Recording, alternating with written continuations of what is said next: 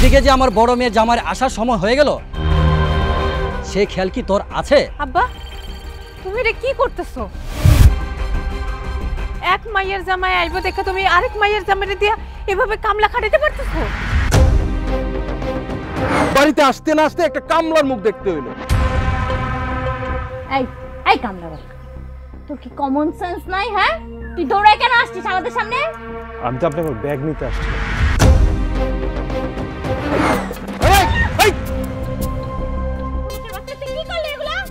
জামাই বাবা আসতে না আসতে তুই এমন কি করলি যে আমার বড় জামাইয়ের মন খারাপ হয়ে গেল?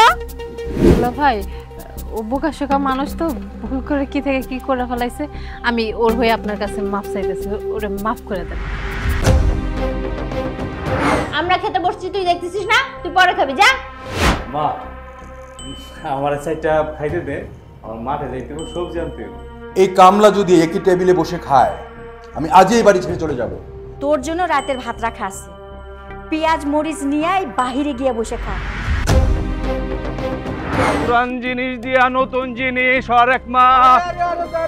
কোথায় যাচ্ছ ঝুড়িওয়ালা? হ্যাঁ, চুরি করে খাই না, ঘুষ খাই না, অন্যায় করি না, ছোট হোক বড় হোক, এটা আমার কাজ। আরে দেখো দেখো, ও তোমার জন্য আমি একটা ভিডিও করে নিয়ে আসছি। এই গ্রামের দুজন মাদক ব্যবসায়ীকে গত রাত্রে আমরা ধরেছি। এতে আমার মেয়ের জামার কি দোষ? ওরা আপনার মেয়ের জামার কাছ থেকে মাদক নিয়ে ব্যবসা করে। বাবা, আপনি এই গ্রামের একজন রানিং চেয়ারম্যান, এই অবস্থায় সাধারণ একটা পুলিশ এসে আমাকে ধরে নিয়ে যাবে? তুই আজই এই ব্যবসা বন্ধ করে চলে যাবি। আমি ব্যবসা করব কি করব না সেটা আমার ব্যাপার। তোমার শ্বশুর ভালো নাই, তোমার শ্বশুর হাসপাতালে। এখন আর তোমার গলাকে নতুন করে কোনো সম্পর্ক দূরা লাগাইতেও চাই না, আগের কোনো সম্পর্ক নিয়ে ঘাটাঘাটিও করতেছে।